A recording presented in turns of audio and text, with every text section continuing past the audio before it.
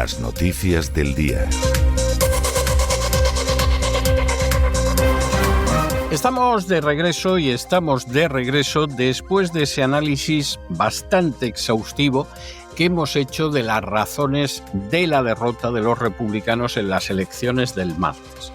Ustedes pueden escuchar lo que quieran. Algún majadero integral diciendo que la victoria de Mamdani en Nueva York es una muestra del juicio de Dios. Imbéciles los hay en todas partes y evidentemente hay gente que puesta a decir estupideces, pues desde luego las multiplica, las lanza y las profiere. Vamos a ver, aquí hay una razón clarísima del fracaso republicano. Y es la desilusión de millones de votantes republicanos que no han ido a votar. Y el caso más claro es el caso de Miami. Con ser una ciudad que, casi es la capital, sin casi, de los cubanos en Estados Unidos, no ha ido a votar ni el 25% del censo electoral. Y los republicanos no han ganado esas elecciones. Va a tener que haber una segunda vuelta. Y eso con el respaldo de otros que van en una línea trumpista, como pueden ser venezolanos, como pueden ser nicaragüenses, etcétera, etcétera. Y esto es algo que hay que tenerlo muy claro.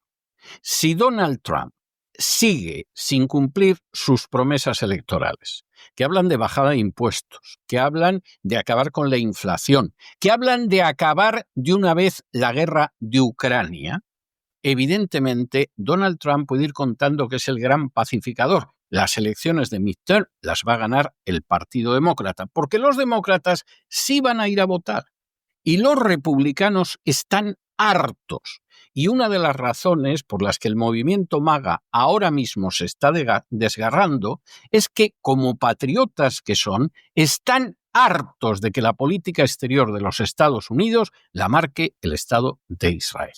Y esto va a acabar muy mal, Y es lógico, porque no hay un patriota de ningún país del mundo que pueda ver con agrado que la política exterior de su país la marque otra nación, la que sea el Estado de Israel, Gran Bretaña, la China o Nigeria. Nadie lo puede ver bien si ama a su país y es un patriota.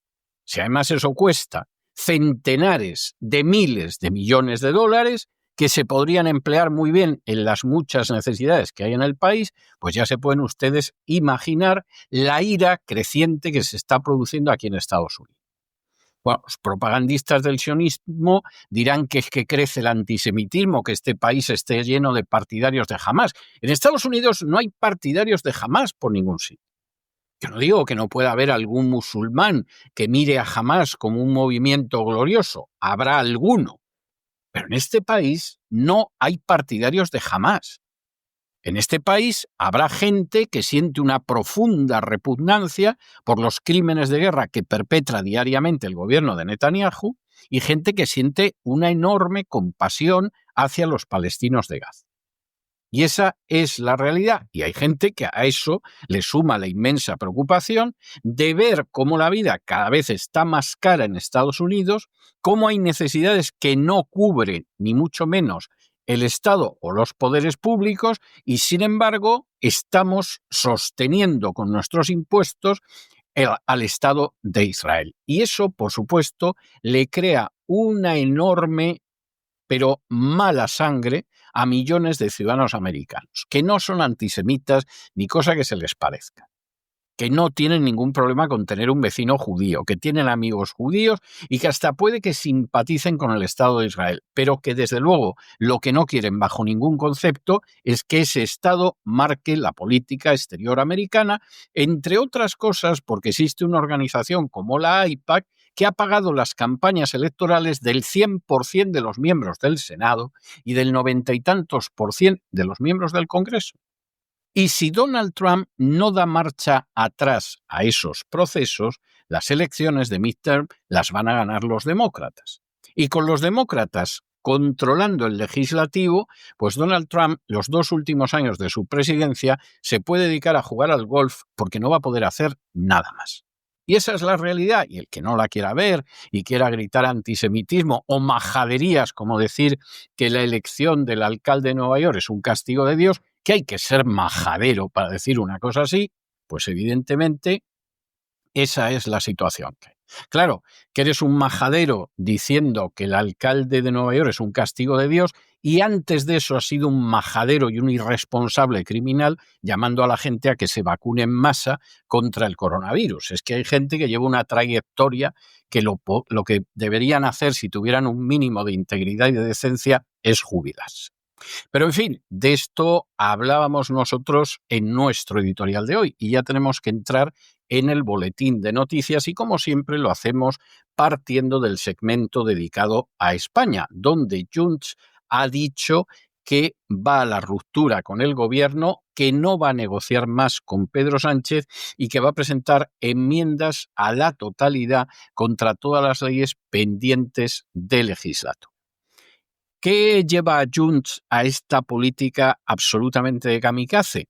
Bueno, pues muy sencillo, que el gobierno no ha conseguido que el catalán sea una lengua oficial en la Unión Europea y además no le cede las competencias de inmigración al gobierno nacionalista catalán. Esto es pedirle peras al olmo. A los nacionalistas catalanes no les entra en la cabeza que el catalán como lengua oficial en la Unión Europea no puede ser, que es una lengua de quinta regional. Y decimos de quinta regional porque es así, es una lengua regional y además de quinta, porque hay algunas lenguas regionales que tienen un mayor nivel y no son lenguas oficiales en la Unión Europea.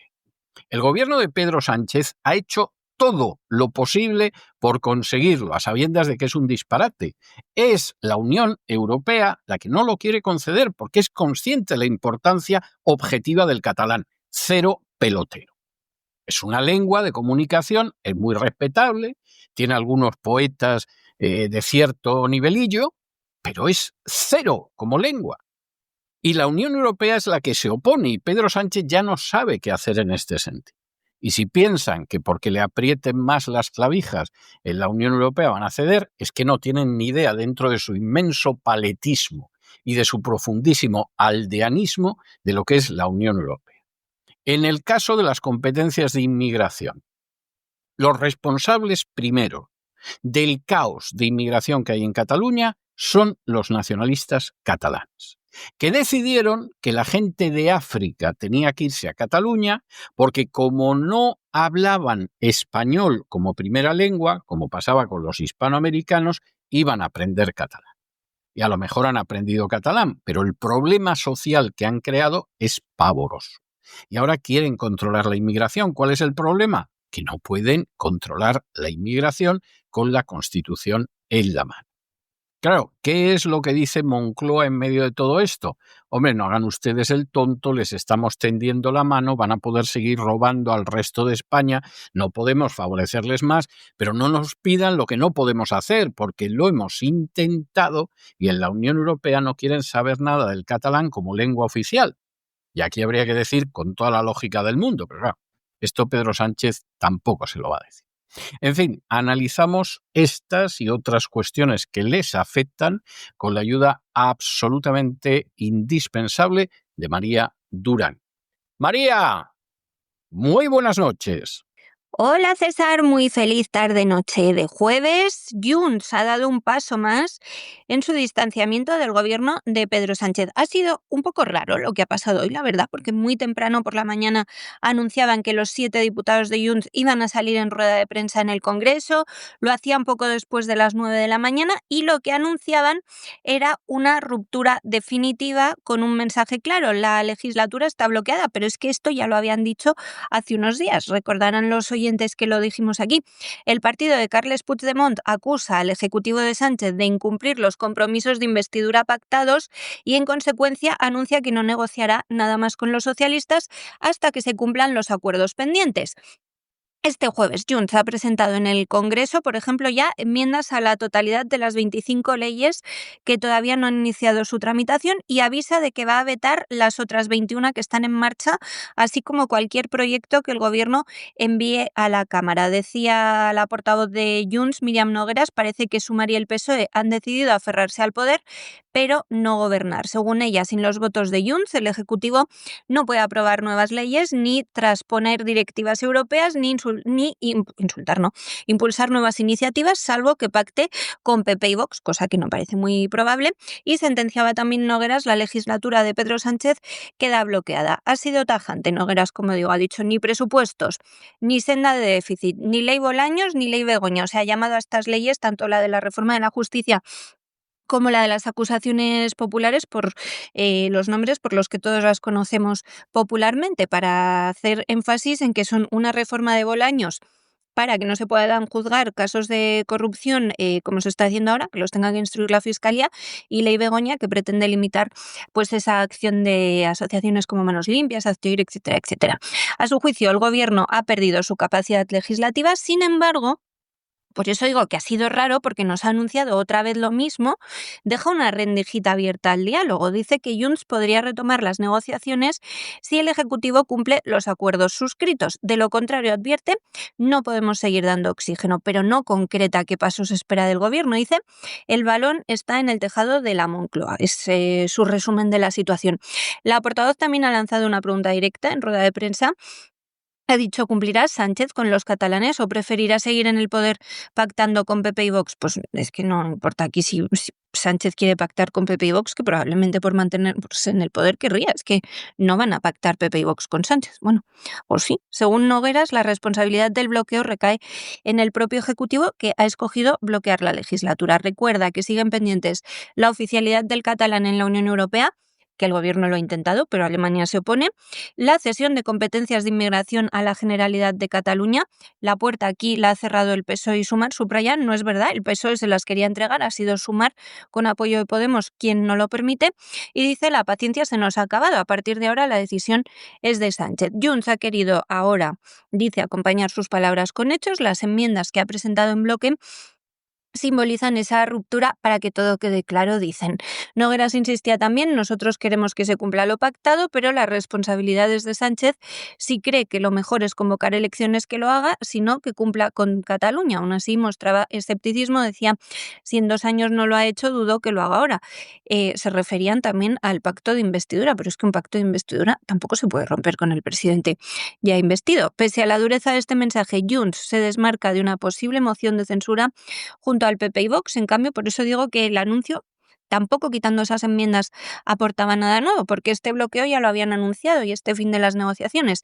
Decía también Nogueras, no vamos a participar en una maniobra que implique el fin automático de la legislatura. Desde la Moncloa la respuesta no se hacía esperar.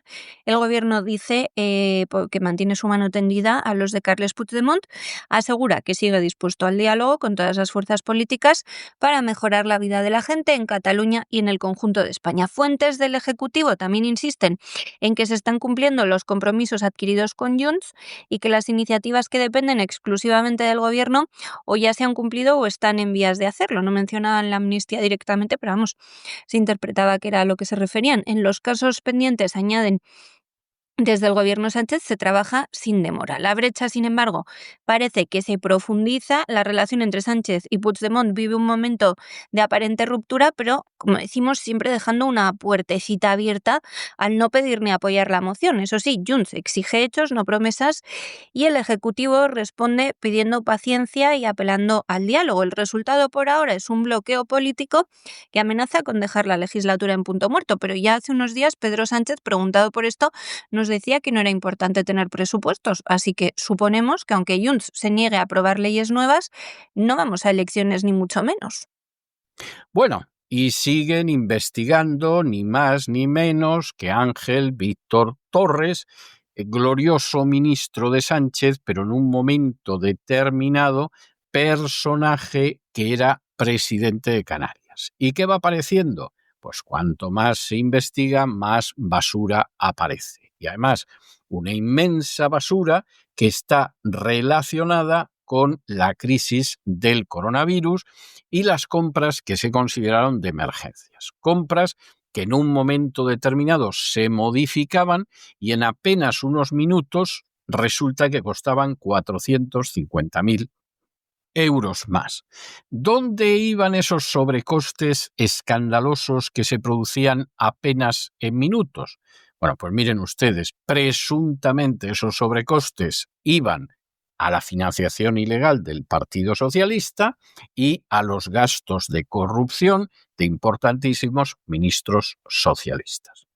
¿Esto es algo sorprendente? No, lo sorprendente es que el principal culpable de este tipo de contratos, que es Illa, es que ni se le acerque la marea. Está ahí como el loco de la colina, encastillado en Cataluña, y es que la marea ni se acerca. Eso es lo sorprendente. Que vayan a por el presidente de las Canarias, que encima las Canarias ni siquiera están en el continente europeo, aunque sean soberanía española, y que sin embargo, vamos, a ella ni se le acerca. El Gobierno de Canarias, presidido durante la COVID-19 por Ángel Víctor Torres, hoy ministro, se convirtió en uno de los grandes clientes de Soluciones de Gestión, ya saben, la empresa vinculada a la trama del llamado caso Koldo, relacionada con Víctor de Aldama, José Luis Ábalos y, por supuesto, Koldo García, que es quien le ha dado nombre a este caso PSOE. Durante la pandemia, esta compañía canalizó la venta de mascarillas al Ejecutivo de las Islas por más de 12 millones de euros.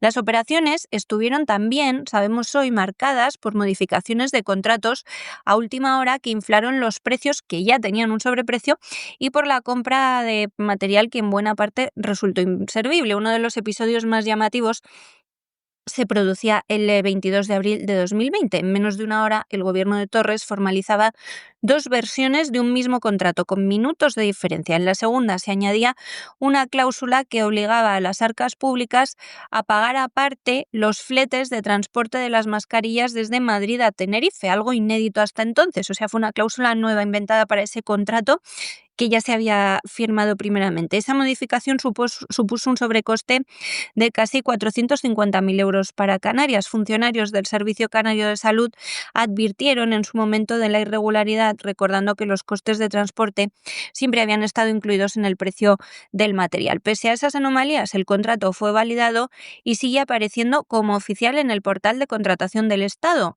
Se puede consultar, a no ser que lo hayan borrado ya desde este mediodía. La UCO ha incluido este episodio en su investigación junto con correos internos del Servicio Canario de Salud. Les contaba ayer que reflejan dudas sobre la negociación y la rapidez con que se aprobaron los pagos. Hubo una funcionaria que enfadó mucho a Torres porque le advirtió de que se estaba pagando el material sanitario por encima de precio de mercado. Ángel Víctor Torres, hoy ministro de Política Territorial y Memoria Democrática, ha celebrado que el informe actual de la UCO no incluya indicios, dice él, de criminalidad en su contra. Dijo literalmente en esa rueda de prensa, que también les conté ayer, ni mordidas ni señoritas. Sin embargo, fuentes judiciales confirman que el documento no es definitivo y que la Guardia Civil está preparando nuevas entregas de informes sobre Torres que podrían profundizar en su papel en las contrataciones de emergencia.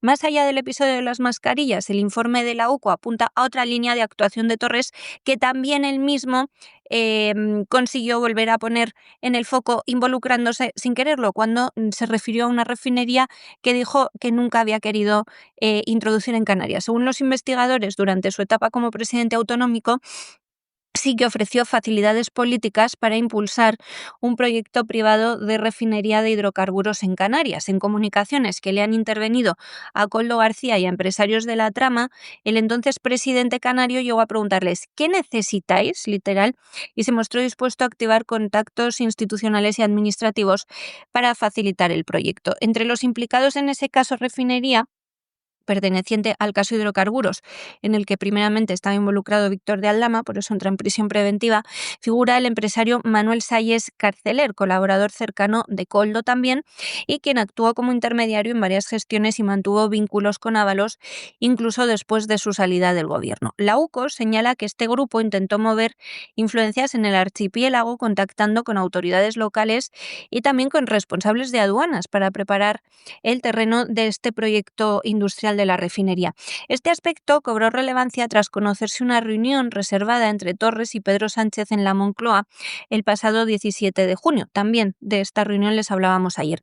Ese encuentro se produjo en plena tensión dentro del PSOE pocos días después de que se conociera que la UCO elaboraba un nuevo informe que lo afectaba directamente, porque es que la UCO nos ha tenido con este informe de Torres casi 4 meses. Durante esta cita, Torres había reconocido contactos con miembros de la trama, aunque negaba que él hubiese recibido comisiones. Eso sí, no ponía la mano en el fuego por nadie de su equipo. Recordemos, días más tarde, en una rueda de prensa, el ministro abordaba por primera vez esa cuestión sin que nadie se lo preguntara.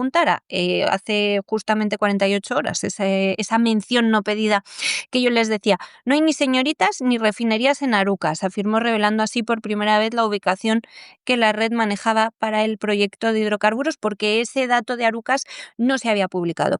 Las actuaciones de la Guardia Civil ya se han remitido al Tribunal Supremo y a la Audiencia Nacional dentro de esa investigación sobre los contratos públicos adjudicados durante la pandemia y el presunto desvío de fondos para el pago de comisiones ilegales. Torres sostiene también que su gobierno actuó con total legalidad, niega haber cobrado comisiones y defiende que no hubo trato de favor hacia ninguna empresa. A ver si la UCO lo desmiente o no en próximos días. Y de España nos vamos a Hispanoamérica y concretamente a Bolivia, y con una buenísima noticia. Y es que el Tribunal Supremo de Justicia de Bolivia ha anulado la sentencia de 10 años de prisión contra Yanín Áñez y ha ordenado su liberación inmediata después de casi 5 años de una prisión injusta y criminal. Yanín Áñez cometió en su momento un gravísimo error. Y es que cuando Evo Morales piensa en dar un golpe de Estado, el ejército no se suma y tiene que salir huyendo, y se convierte en presidenta interina Yanín Áñez. En vez de acabar con el sistema que había surgido de Evo Morales, en vez de liquidarlo y entrar a un proceso de transición democrática y a un proceso constituyente, Yanín Áñez se empeña en mantener ese montón de estiércol que es la Constitución boliviana, en no iniciar la transición y encima en ir a unas elecciones en las que renuncia a ser candidata por integridad y por dignidad personal y política. La oposición va dividida, el grupo de Evo Morales se mantiene en el poder, el MAS y Yanín Áñez y otros van a prisión. Es uno de los mayores errores políticos que se ha cometido en Hispanoamérica en las últimas décadas, y mira que han sido terribles. ¿Qué pasa? Que Yanín Áñez va a prisión. Se pasa casi 5 años, 4 años y 8 meses. Y ahora revisan todo cuando ya la gente de Morales no controla el poder judicial y resulta que a esta mujer la ponen en la calle. Bueno, pues esto demuestra al final la corrupción de los aparatos de administración de justicia que se producen en países hispanos a uno y otro lado del Atlántico, es decir, en Hispanoamérica y en España. Y donde la justicia, pues evidentemente está corrompida. Y habrá algún majadero que diga leyenda negra. No, leyenda negra en absoluto. No hay cosa parecida. Nada de leyenda negra, esto es la realidad. Y esta realidad marca que en estos momentos el fiscal general del Estado en España lo esté juzgando el Tribunal Supremo, y en Bolivia, al otro lado del Atlántico, resulta que hay una señora a la que ponen en libertad después de pasarse casi 5 años en prisión, de la manera más injusta y más criminal. Y eso es administración de justicia hispánica. Y no sirve darle más vueltas. Es verdad que hay países donde puede ser peor y países donde está un poco menos mal.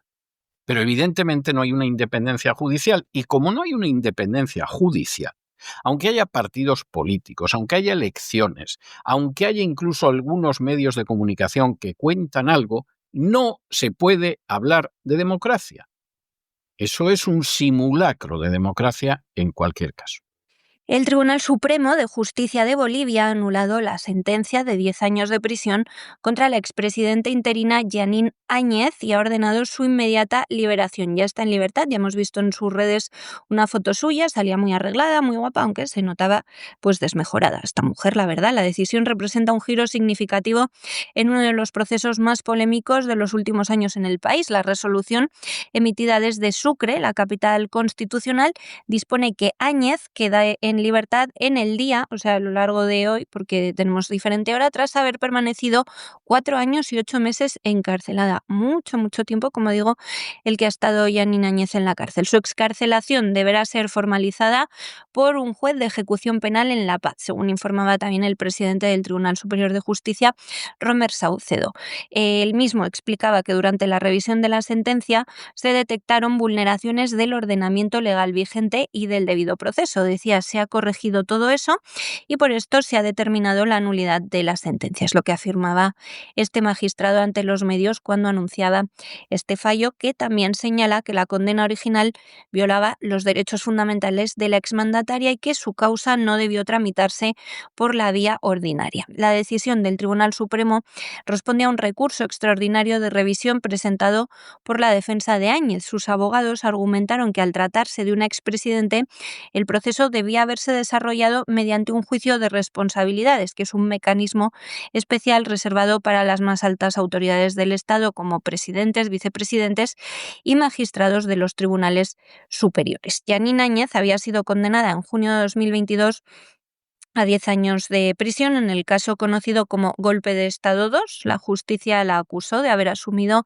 la presidencia de manera irregular en noviembre de 2019, cuando era segunda vicepresidenta del Senado, tras la renuncia de Evo Morales y de toda la línea de sucesión, no de sustitución, constitucional. Morales, que gobernó en Bolivia entre 2006 y 2019, denunciaba entonces que se había producido un golpe de Estado en su contra, mientras amplios sectores sociales lo acusaban de haber cometido fraude electoral en las elecciones de ese año. Jeanine Áñez defendió su actuación alegando que solo intentó evitar un vacío de poder en medio de la crisis. No es la primera vez que la ex líder recibió un fallo favorable. En agosto ya 2 tribunales departamentales habían anulado otros procesos en su contra por las muertes registradas durante las protestas de 2019 en Sencata y Sacaba. En esos casos también se concluyó que debía ser juzgada en un juicio de responsabilidades y no por vía penal ordinaria. Ese tipo de proceso requiere la aprobación previa de la Asamblea Legislativa antes de llegar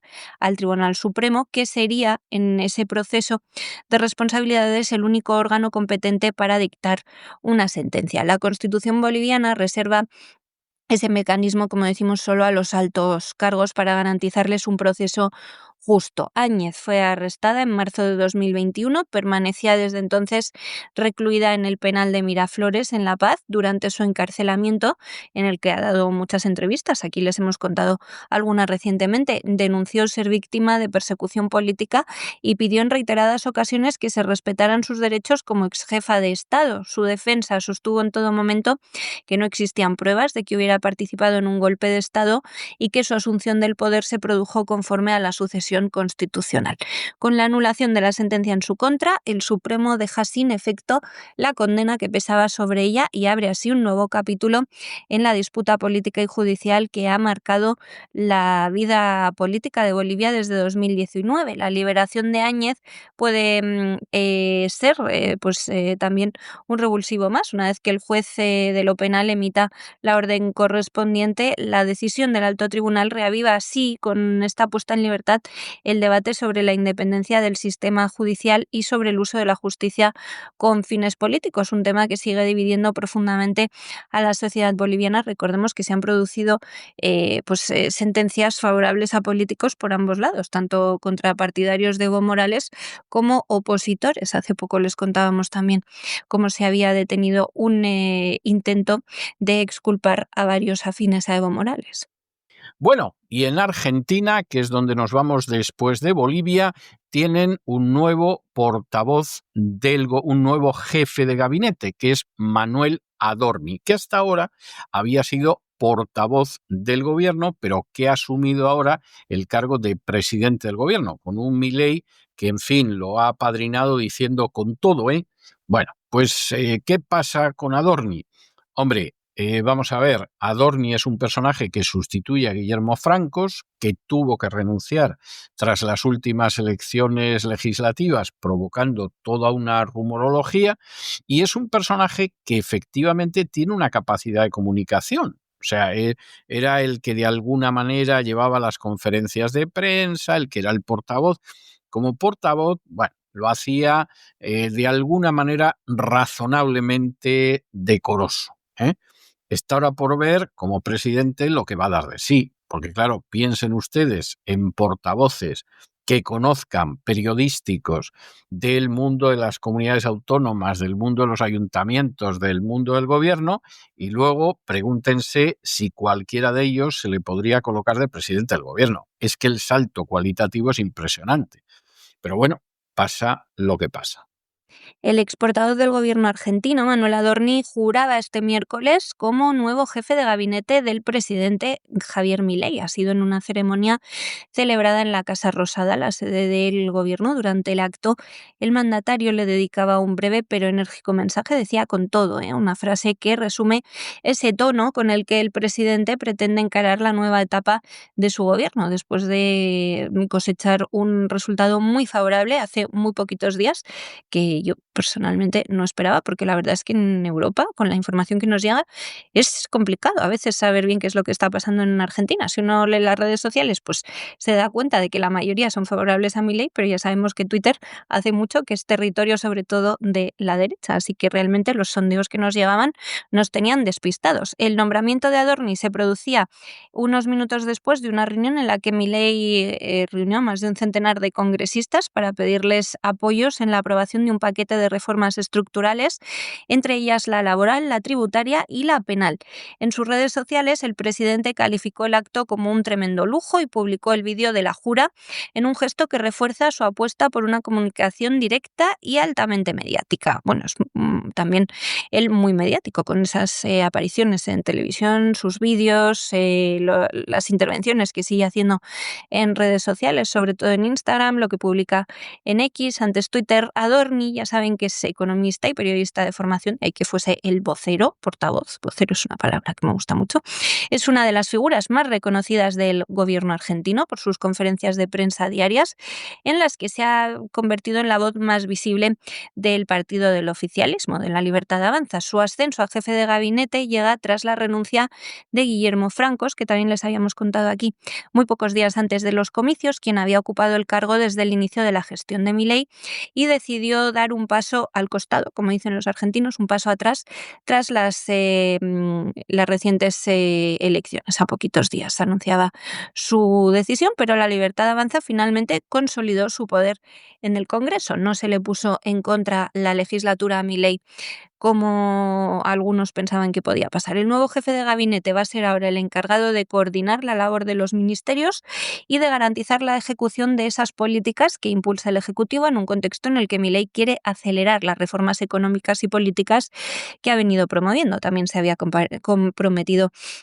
a ello con Donald Trump en esos acuerdos económicos que firmaron también a poquitos días de las elecciones. En sus primeras declaraciones tras asumir el nuevo cargo, Adorni aseguraba que su prioridad será profundizar las reformas estructurales y fortalecer el diálogo con las provincias y el Parlamento para sacar adelante las leyes que tienen pendientes. En la ceremonia estuvieron presentes varios ministros clave del gabinete, entre ellos Luis Caputo, que sigue al frente de Economía, Pablo Quirno, de Relaciones Exteriores, Luis Petri, de Defensa, además de otras figuras cercanas a Milei. Tras el acto, el presidente partió rumbo a Estados Unidos otra vez para participar en distintos eventos oficiales y encuentros con empresarios en los que quiere reforzar su imagen internacional y atraer nuevas inversiones a Argentina. Este ascenso de Adorni simboliza también ese cambio de estilo en las ruedas de prensa del gobierno.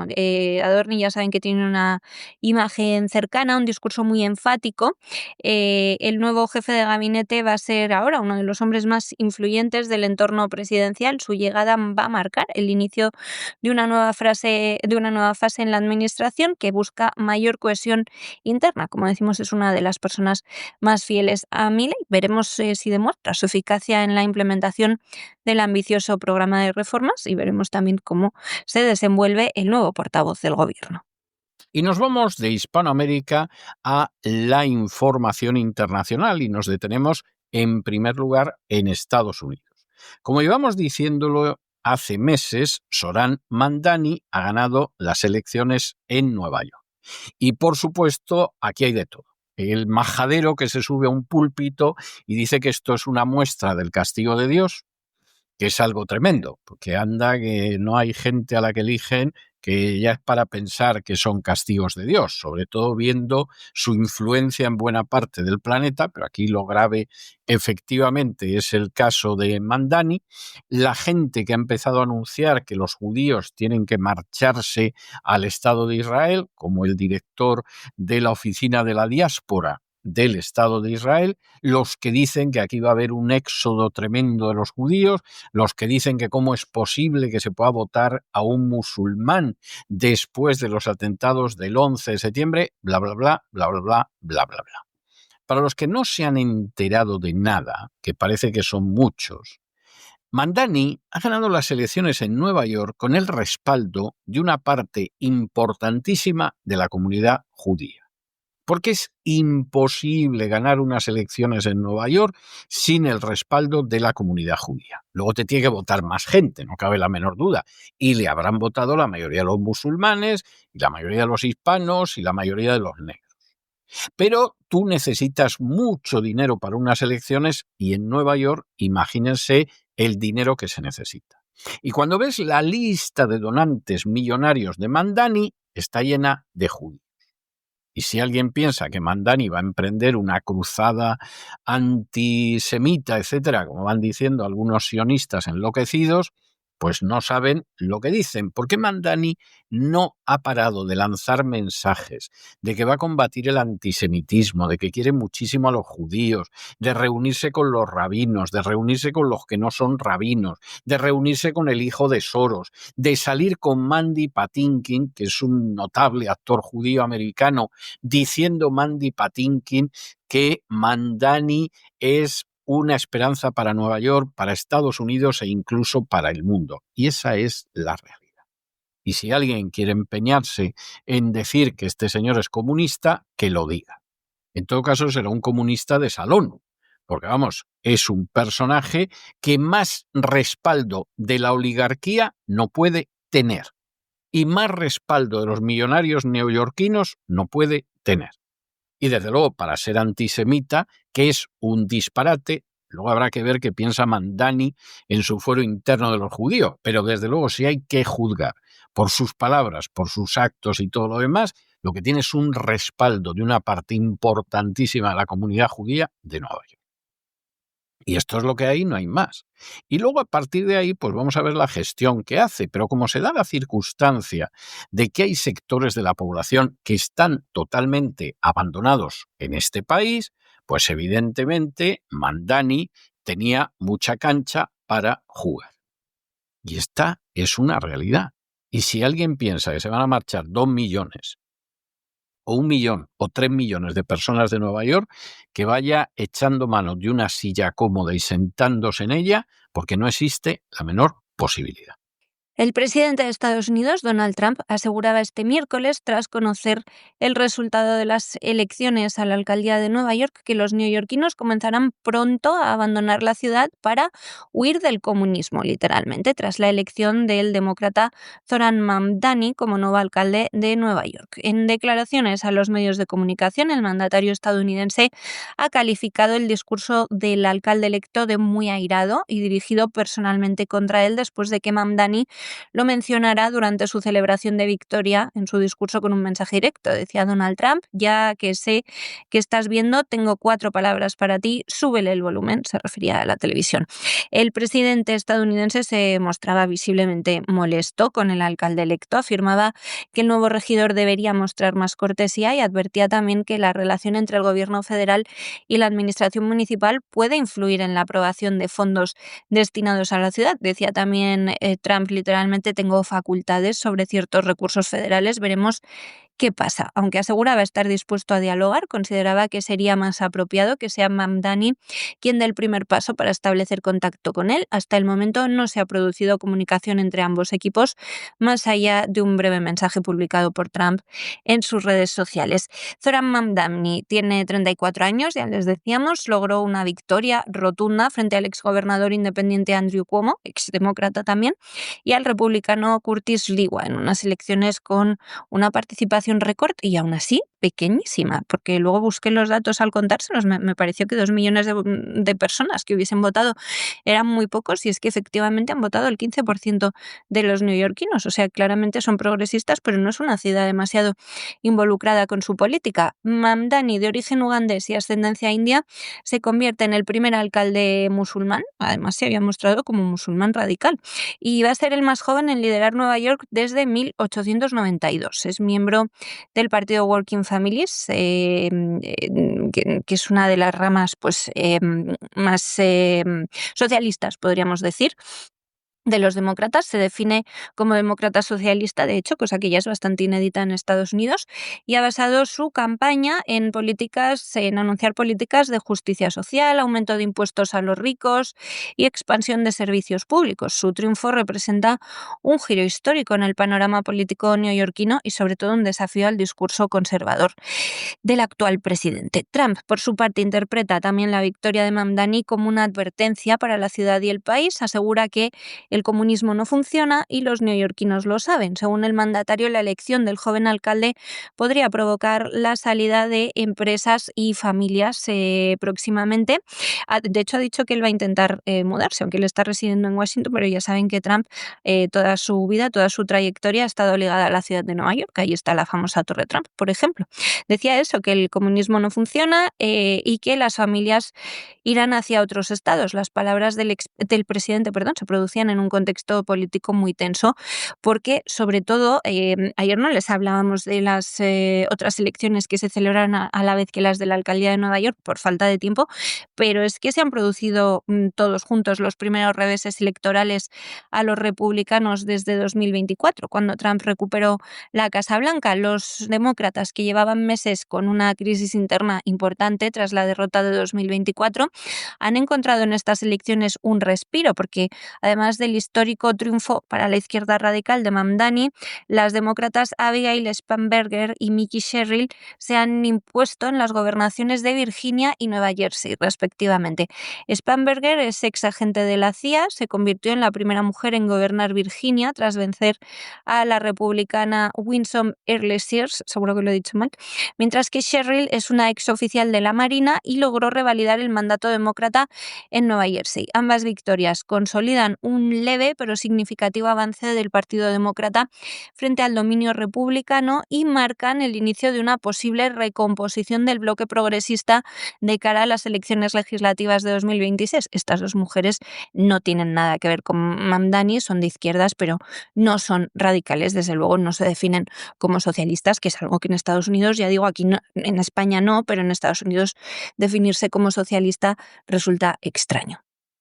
Nos vamos de Estados Unidos a Filipinas, donde se ha decretado el estado de calamidad nacional tras el paso del tifón Kalmaegi, que por cierto ya lleva 114 muertos, 127 desaparecidos, que es muy posible que aumenten la cifra mortal y que además ha causado enormes daños, sobre todo en la provincia de Cebú, donde se concentra la mayoría de las víctimas, y también en Negros Occidental, en Negros Oriental y en Agusán del Sur. A esto súmenle pues que aproximadamente unos 7 millones de personas se han quedado sin suministro eléctrico y más de 2 millones se han visto afectadas en total. Es un estado sin duda de calamidad nacional, pero como decimos en muchas ocasiones en que se producen desastres naturales, un estado en el que queda de manifiesto la capacidad del Estado para ser un Estado real